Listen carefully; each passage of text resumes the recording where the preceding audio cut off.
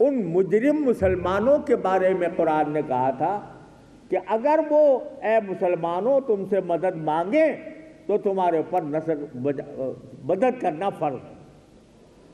یعنی اگر ان کو کوئی ایسی قوم ان پر ظلم کر رہی ہو کہ جن سے تمہارا کوئی معاہدہ نہیں ہے تو تمہارے اوپر نصرت کرنا فرض ہے. لیکن اگر کسی ایسی قوم کے خلاف وہ تمہیں دعوت دے رہے ہیں جس کے ساتھ تمہارا معاہدہ ہے تو پھر ان کی مدد نہیں کی جائے گی. قرآن یہ کہتا ہے.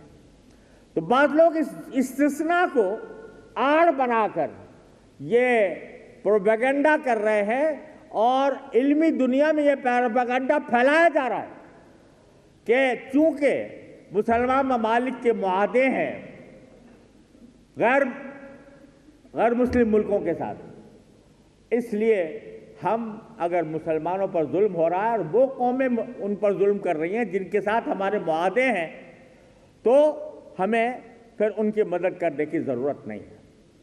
خوب سمجھ لیجئے کہ یہ محض ایک دھوکہ ہے. اس لیے اولاً تو اس لیے کہ اسرائیل کے ساتھ ہمارا کوئی معاہدہ نہیں.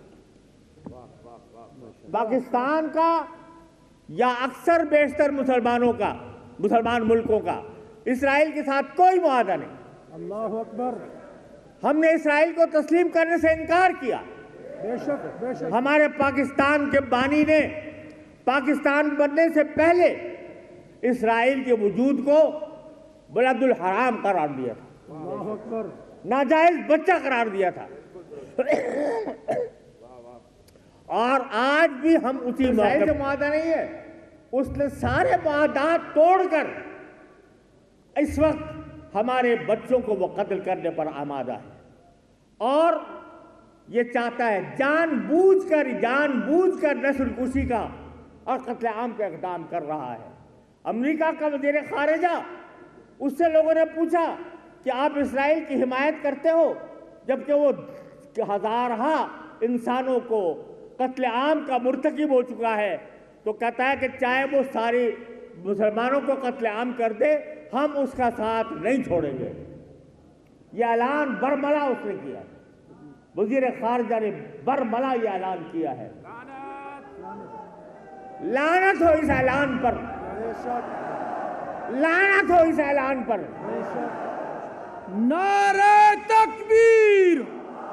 امریکہ کا جو یار ہے، امریکہ کا جو یار ہے، سبیلنا سبیلنا. مفتی تقی عثمانی کا قومی فلسطین کانفرنس اسلام آباد میں خطاب. غزہ کی جنگ محض ایک جنگ نہیں بلکہ فلسطینیوں کی کھلی نسل کشی ہے. اسلام آباد میں قومی فلسطین کانفرنس کا متفقہ اعلامیہ جاری کیا گیا ہے. اعلامیے میں کہا گیا ہے کہ غزہ میں شہری نظام تباہ ہو چکا ہے، اسپتال، اسکول سمیت فلاحی ادارے بھی برباد ہو چکے ہیں، اقوام متحدہ اور سلامتی کونسل غیر مؤثر ہو چکی ہیں، عالمی عدالت انصاف سمیت تمام ادارے بے بس نظر آتے ہیں، مسلمانوں پر جہاد واجب ہو چکا ہے، اسرائیل سے تعلقات قائم کرنے والے ممالک غیر مشروط جنگ بندی تک سفارتی تعلقات ختم کرے.